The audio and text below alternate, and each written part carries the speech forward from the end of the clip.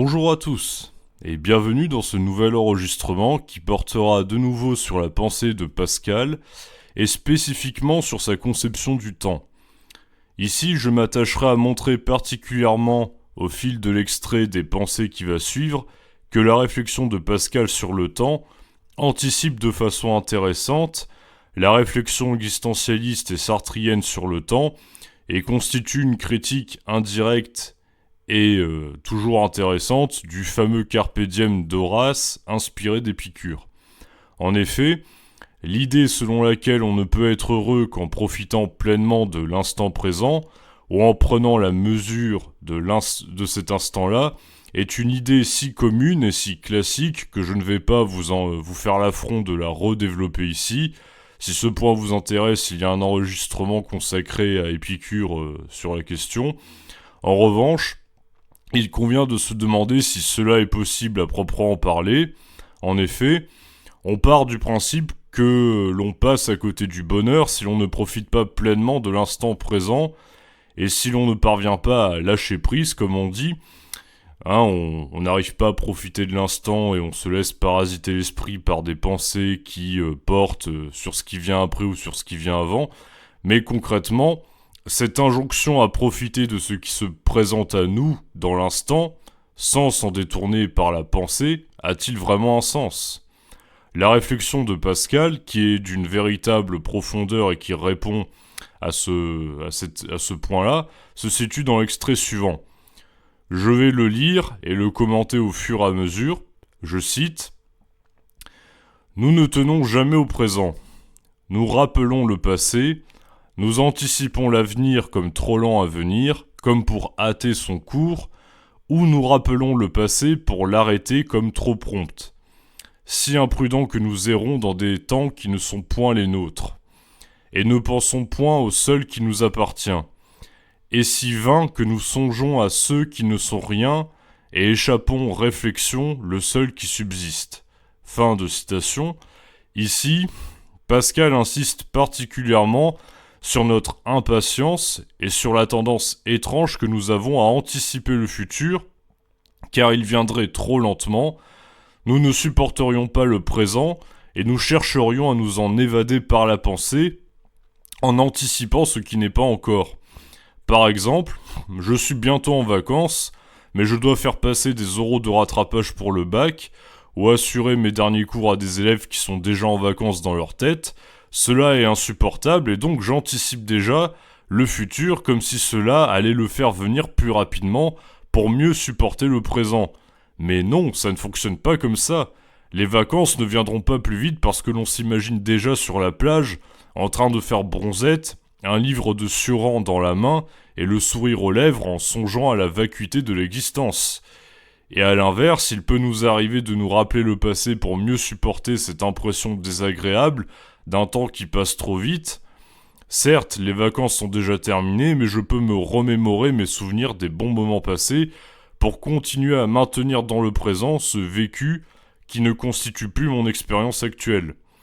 Ainsi, Pascal, qui se situe dans la droite lignée d'Augustin, constate que nous nous perdons dans des temporalités qui ne sont pas les nôtres, à savoir le passé et le futur, et que seul le présent demeure dans notre existence.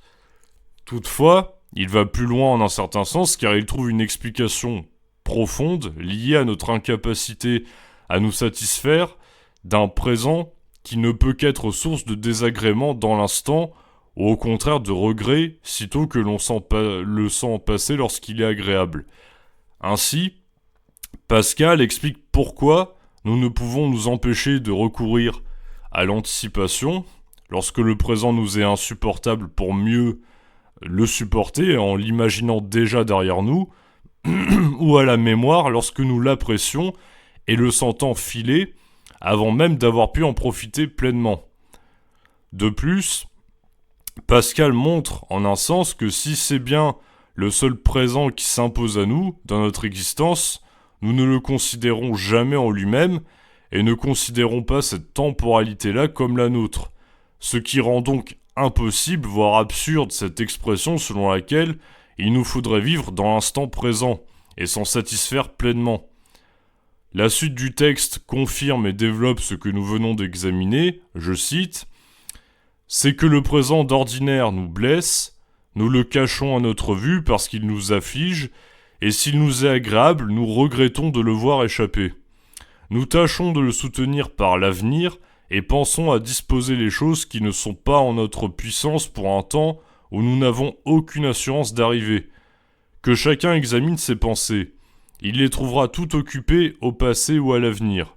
Nous ne pensons presque point au présent, et si nous y pensons, ce n'est que pour en prendre la lumière pour disposer de l'avenir. Le présent n'est jamais notre fin. Le passé et le présent sont nos moyens. Le seul avenir est notre fin. » Fin de citation. Ainsi, le constat que dresse Pascal vis-à-vis du temps présent est assez sombre, car même quand le présent n'est pas tout simplement insupportable, il parvient quand même à nous blesser, car sitôt que nous passons un bon moment, celui-ci s'accompagne d'une forme de mélancolie liée au fait de le voir déjà s'échapper. En effet, qui n'a jamais compté le nombre de jours ou de semaines qui sont en train de s'écouler en vacances, en anticipant ainsi sur la fin de cette dernière. Tout le monde, quel que soit son tempérament, par ailleurs, l'a déjà fait. Le présent est donc supporté par l'anticipation de sa disparition, et donc via une projection vers le futur qui n'est pas encore, ou bien il est regretté aussitôt qu'il nous paraît agréable, car nous le savons fuyant, et dès lors, nous avons l'impression de ne jamais avoir pleinement le temps de le savourer et d'en profiter. Il est possible, en un sens, que seul Dieu, Pascal étant théologien, rappelons-le, parviendrait à échapper à cette condition, puisqu'il demeure éternel et séjourne dans un éternel présent, l'éternité pouvant être pensée comme un éternel présent. C'est pour cela, par ailleurs, qu'Augustin trouvait une forme de béatitude intérieure dans le fait de se rapprocher de Dieu dans l'introspection, puisqu'il avait l'impression de se rapprocher de la part d'éternité de son Créateur. Mais ça, je l'ai déjà expliqué dans ma vidéo sur la conscience chez Saint-Augustin, si ça vous intéresse. En fin de la parenthèse. En tout cas, puisque nous ne sommes que de simples mortels, il nous faut admettre le caractère fuyant du temps, face auquel nous n'avons aucune emprise, et surtout que nous n'avons de cesse de fuir en nous tournant toujours vers le passé ou le futur, d'après Pascal. Je rappelle que le but des pensées de Pascal, c'est de nous faire nous sentir mal à l'aise, et ici, ce que Pascal cherche à déconstruire pour nous rapprocher de Dieu ou de la nécessité de croire en lui, c'est justement cette idée selon laquelle on pourrait se contenter pleinement de l'existence humaine et du temps présent, voyez ? Mais ainsi, justement, on ne sait pas exactement ce que l'avenir nous réserve. Aussi bien il nous arrive un tragique accident et hop, c'en est fini de notre misérable existence, et pourtant, nous ne faisons que songer au futur, même si on n'a pas l'assurance de le voir arriver, car tout ce qui compte justement, c'est de déterminer quoi faire du temps qui nous est imparti.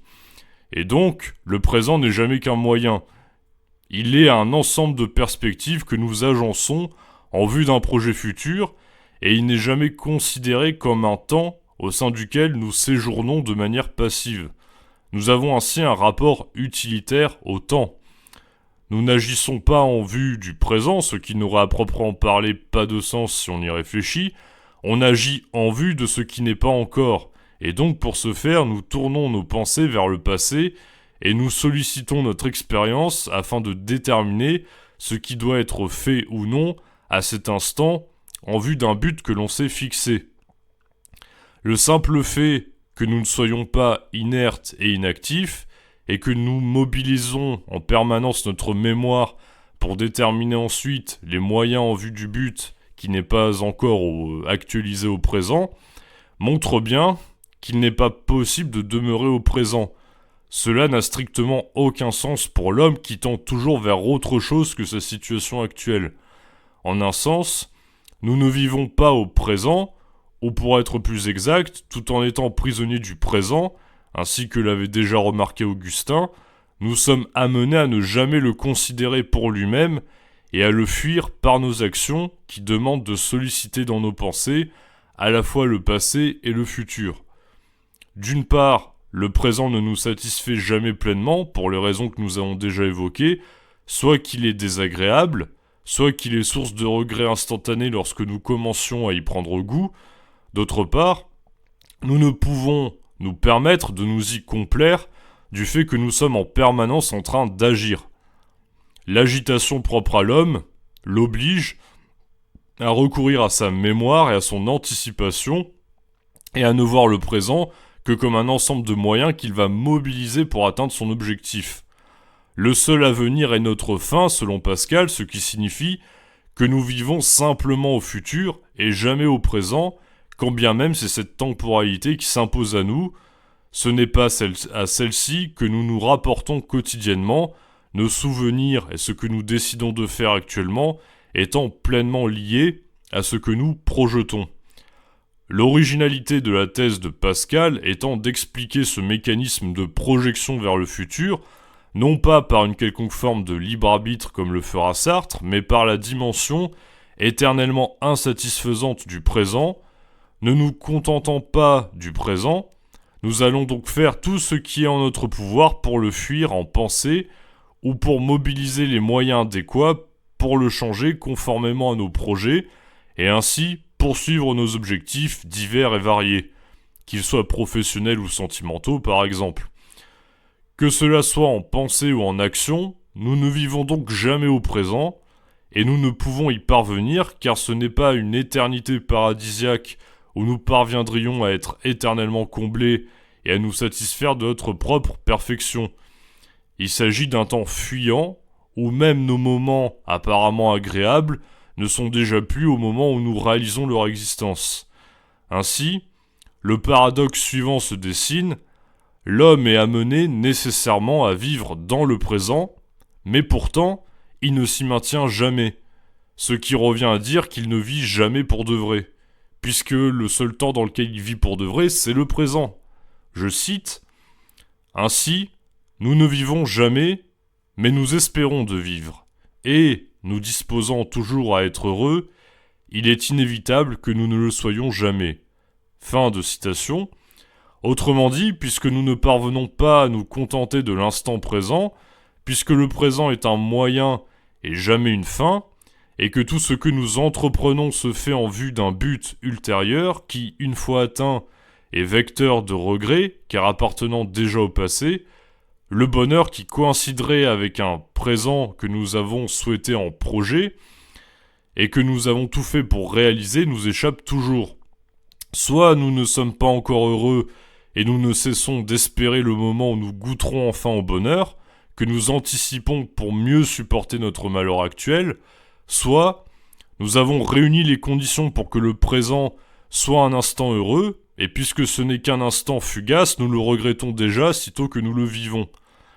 Peut-être que vivre pleinement le présent nous rendrait heureux, mais le fait que nous ne nous y situons jamais, fait que nous avons beau vivre au présent, si le bonheur a beau être vécu dans cet instant-là, puisque nous sommes dans l'incapacité de rester ancrés dans ce présent, il ne cesse de nous échapper et demeure une chimère après laquelle nous n'avons de cesse de courir.